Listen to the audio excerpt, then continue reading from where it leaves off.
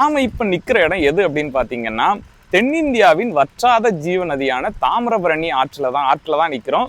இந்த இடம் எங்க இருக்கு அப்படின்னு சொன்னா, நம்ம சேரன் மகாதேவில தான் இருக்குது. சேரன் மகாதேவி டு முக்குடல் ரோட்ல அந்த பாலத்துல நீங்க போயிருப்பீங்க. அது கீழே ஓடுற நம்ம தாமிரபரணி ஆற்றுல தான் இருக்கிறோம். ஒரு செம்மையான பிளேஸுங்க இது. சேரன் மகாதேவில இப்படி ஒரு பிளேஸா அப்படின்னு சொல்லி நிறைய பேர் யோசிப்போம். நீங்க வந்து பாத்தீங்கன்னா தெரியும், நிறைய மரங்கள், அந்த மரங்களுக்கு நடுவுல பாத்தீங்க அப்படின்னு சொன்னா அப்படியே நிழல் வந்து அப்படி செம்மையா இருக்கும். உட்கார்ந்து அந்த ஆறை ரசிச்சுக்கிட்டே இருக்கிறதுக்கு ஏற்ற இடம். அது மட்டும் இல்லாம இந்த சேரன் மகாதேவி ஆற்றுல நிறைய பேர் வந்து நல்லா குளிச்சு என்ஜாய் பண்ணுவாங்க. அது மட்டும் இல்லாம எப்பயுமே இது வத்தாது, தண்ணி வந்து எப்பயும் ஓடிக்கிட்டே இருக்கும், செம்மையா இருக்கும். நிறைய பேர் கிட்ஸ்லாம் வந்து என்ஜாய் பண்ற மாதிரி, குளிக்கிறதுக்கு ஏற்ற மாதிரி செம்மையான ஒரு பிளேஸுங்க இந்த தாமிரபரணி ஆறு. தாமிரபரணி ஆறை பத்தி சொல்லவே வேண்டாம். இது வந்து நம்ம தமிழ்நாட்டுக்கு கிடைச்சிருக்க ஒரு வரப்பிரசாதம்னே சொல்லலாம். அதுவும் திருநெல்வேலி மாவட்டத்துல நமக்கு கிடைச்சிருக்க ஒரு வரப்பிரசாதம், ஒரு வற்றாத ஜீவ நதி. ஸோ அந்த நதியில நம்ம நிற்கிறது ரொம்பவே மகிழ்ச்சியா இருக்குது.